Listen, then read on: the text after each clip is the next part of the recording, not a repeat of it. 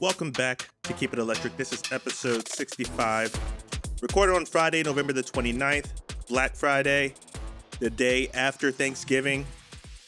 I hope you all enjoy the holiday, however you chose to spend it. For me, it was a couple of social events, and if you know me personally, you know my social battery is not very big. So let's save the energy for where it really counts and jump straight into the action here. Since our last episode, a few things have shaken up the Mariners organization. We're diving right into the big news, or biggest news from the Mariners camp right now. 4 players were non-tendered and set free to explore free agency. Let's break that down. JT Chargois, no surprise here, his departure felt inevitable.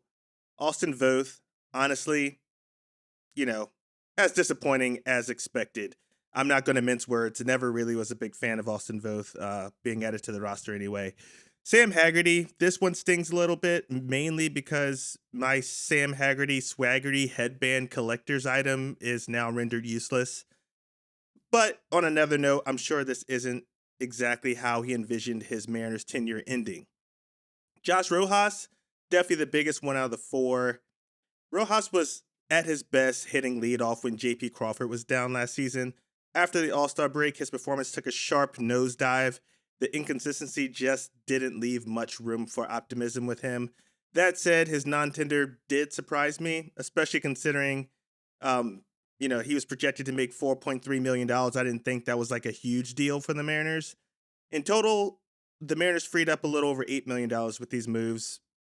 The downside is also when this happened, it exposed that that $8 million doubled the payroll budget the team reportedly had, bringing it to $16 million. That's not a lot of work. That's not a lot to work with. This brings up the age-old Mariners dilemma. Yes, they said that they're increasing payroll, but this budget bump seems laser-focused on keeping the core intact, which I think we kind of already knew that. Free agency, that looks even more slim. So don't expect a splashy offer to the likes of Alex Bregman. Obviously, we were already out on Juan Soto, but that further confirmed how out we are on Juan Soto. And with $16 million, you're not exactly shopping at the top of the market. So honestly, whoever they bring in for that amount probably won't move the needle much. So I don't really expect a big free agency splash. Now, if the Mariners learned anything, it's that signing guys like Tommy La Stella as budget solutions, that's not going to pan out. And that's my running joke for like the last 3 years. I'm never going to let it die at this point. But what can they do with that $16 million? We'll explore some of those possibilities in just a little bit. First, we're just going to switch gears and take a look at some quick hits around the league. Jonathan India, second baseman for the Cincinnati Reds, has been traded to the Kansas City Royals in exchange for pitcher Brady Singer. Now, India has been a name swirling in trade rumors for quite some time. Many of those rumors had him linked to the Seattle Mariners due to their need for a second baseman, but that never really materialized, and he stayed put in Cincinnati. I've got to say, I really like this move for the Royals. Pairing India with Bobby Witt Jr. creates a dynamic middle infield duo. India brings a solid bat, good fundamentals, and is an overall great dude to have on your team. This feels like a smart, forward-thinking move for Kansas City, bolstering both their lineup and their defense up the middle.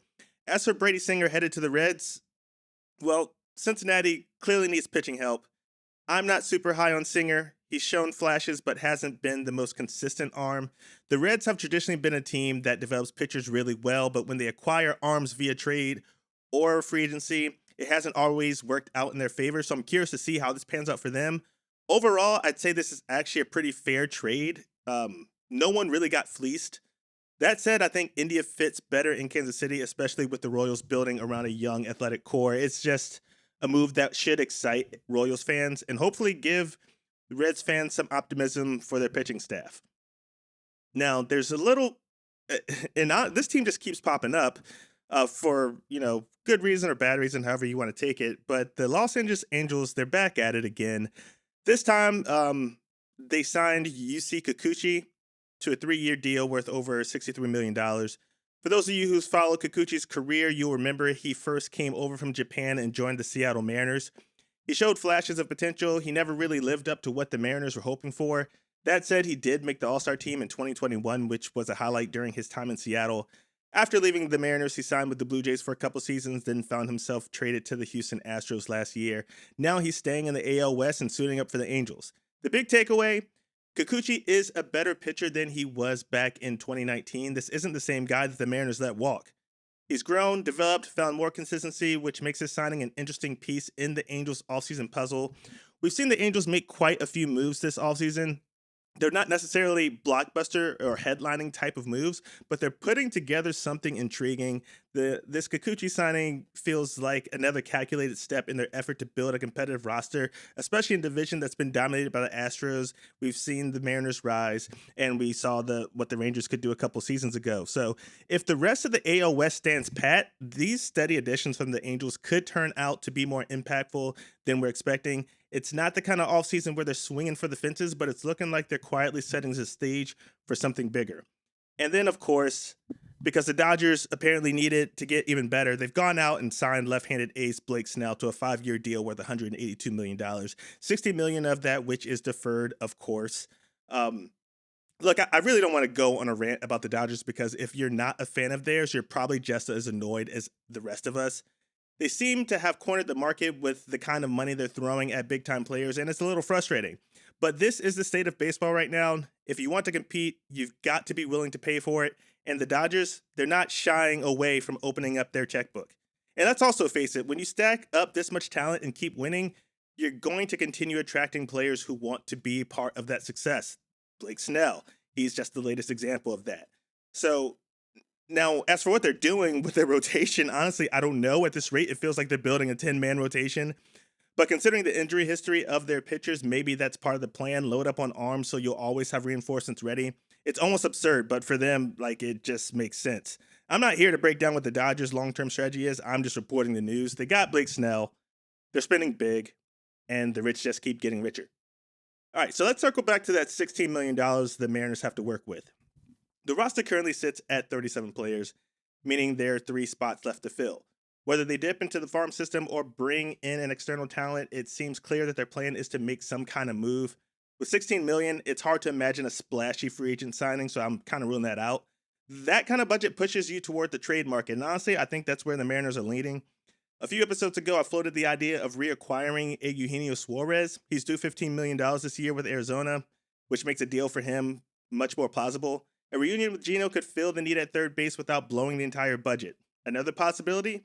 Convincing a team to take on Mitch Haniger's contract. Now, let's be real, getting someone to absorb those dollars straight up isn't happening without some prospects being thrown into the mix, but there's definitely a package out there that could land the Mariners a solid third baseman. Alec Bohm from Philadelphia is another name that's been circling in the rumor mill.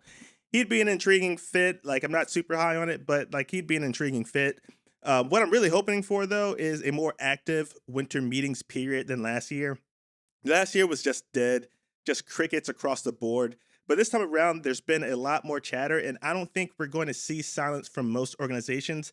The Mariners especially seem to have a plan in the works, and I wouldn't be surprised if we get clarity on that sooner rather than later, what they're planning to do at third base, maybe even first base for the upcoming season. All right, it's time for the final installment of Trey's Grades. But before we dive in, I just want to take a moment to thank everyone tuning in. Your support means the world. If you haven't already, give the podcast a follow on your favorite platform, download the episodes, follow us on Instagram, and if you're enjoying what you're hearing, leave a review. It really helps me out, so thank you. Now let's get into it. Today we're talking about the Mariners bullpen, and let's be honest, this past season the bullpen was beleaguered to say the least. But despite all the challenges, they managed to pull off some impressive performances with what they had. Let's start with the star. Obviously, that's Andres Munoz, who had an outstanding season. He picked the perfect time to do that. He earned All-Star honors, anchored the bullpen with 22 saves, and finished the year with a 2.12 ERA, 2.0 wins above replacement. He was the backbone of the relief corps. There's no question about that. We also saw some surprise performances from Colin Snyder. He pitched 41 innings, 1.94 ERA. Trent Thornton had his moments. At times he was lights out. Other times he was down like a wounded ox, not so much. But overall, he was a pleasant surprise. I also like what we saw from Troy Taylor. He proved he could handle some high leverage situations. On the flip side, it wasn't all smooth sailing. Gregory Santos battled injuries all year and was never really quite right. Even when he returned briefly before being shut down again, he just didn't really have it. Ryan Stanek was a disappointment. He's a flamethrower, but his pitching style didn't mesh with the Mariners' approach. Then there were failed experiments like Mike Baumann and an underwhelming performance from acquisitions like Jimmy Garcia, JT Chargois. They didn't quite deliver what the team had hoped for. And then let's not forget about the revolving door of arms from AAA. As injuries forced the Mariners to dip into their depth over and over and over and over again, it often felt like the bullpen was a patchwork operation held together by duct tape. So looking ahead to 2025, there's reason for optimism. If everyone's healthy, the combination of Matt Brash when he returns, a rejuvenated Gregory Santos if he can get it right, and Munoz at the back end of the bullpen could be pretty elite. Add in guys like Gabe Spire, Taylor Salcedo, Troy Taylor, and Colin Snyder for those lower leverage situations, and you've got a unit with serious potential. Spire in particular could be interchangeable with Brash and Santos on the back end if he returns to his 2023 form. But here's the thing, health is always and will always be a concern when it comes to arms. The Mariners did the best they could to navigate that this past season, and despite everything, they finished the season with some pretty solid numbers. So let's take a look at that. 9th best in ERA in the MLB, 3rd in WHIP, 3rd in hits allowed, even though I kind of want to put an asterisk next to that, though, because to be fair, that's more of a testament to the starting pitching rotation because they worked deep into so many games. They're 9th in home runs allowed, respectable, but still a pain point, especially in those close games, and that's really the issue. The bullpen wasn't really blowing big leads. It often felt like they were being asked to hold on to 1-0 leads, 1-run leads, night after night, because the offense just wasn't producing. So that was unnecessary pressure put on the bullpen, and it was brutal. So I think they handled it admirably, all things considered. So, like, how do we grade this? How do we grade this group? And I thought that was really tough. There were standout performances, but also plenty of struggles. Taking in the full picture, taking all that into account, the injuries, the high leverage situations, and the lack of offensive support, I felt myself giving the bullpen a B-. They did a lot with what they had, and frankly, they deserve credit for holding things together as well as they did. I'm holding out hope for better health in 2025 and some arms to return to form, and I think they'll actually probably be a lot better going to next season. So that's going to wrap up this episode of Keep It Electric. I really appreciate you all tuning in. Next week, we'll dive into some of the changes happening within the Mariners coaching staff and what those moves could mean for the team moving forward. We'll also take another trip around the league to cover any major updates and, of course, bring you the latest news from the Mariners camp. Until next time, keep it electric. Go Mariners!